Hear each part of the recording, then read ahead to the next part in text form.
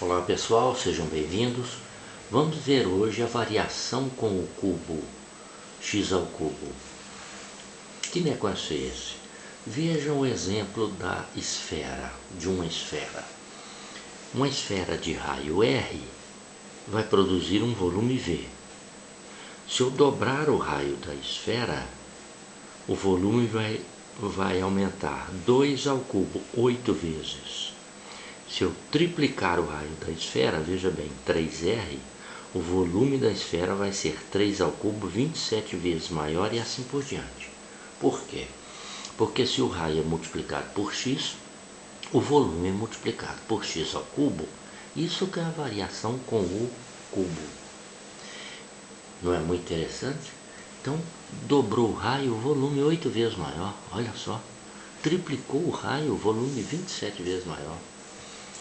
Veja o caso, exemplo, duas esferas de raios, 3 centímetros e 6 centímetros. O volume da esfera é dado por 4/3 vezes π vezes o raio ao cubo. Então vamos calcular com 3 e 6.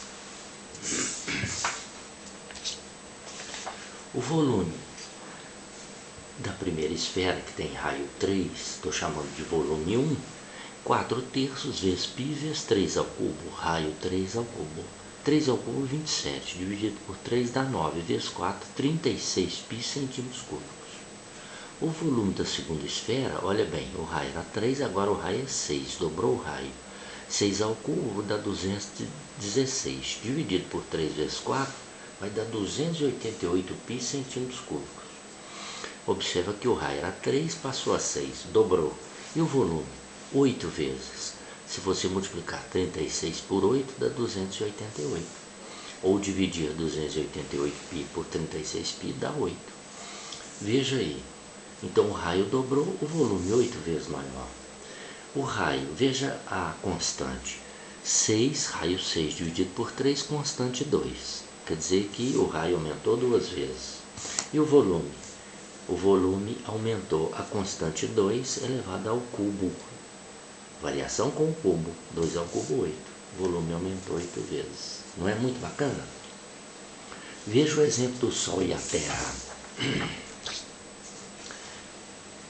Esses números aí são reais, não são fictícios. A Terra tem um raio de 6.000 e poucos quilômetros. O raio da Terra vai produzir um volume da Terra, correto? Um volume V, né? Da Terra. O raio do Sol é 110 vezes maior que o raio da Terra. Então o volume do Sol vai ser 110 ao cubo vezes o volume da Terra. Olha bem, o aumento. O raio do Sol 110 vezes maior que o da Terra. Então o volume vai ser 110 ao cubo vezes. 110 ao cubo dá aproximadamente 1.300.000. Então o volume do Sol vai ser aproximadamente 1.300.000 vezes o volume da Terra. Olha só que interessante. Veja agora a variação com o inverso do cubo. Que negócio é esse? Inverso, 1 sobre x.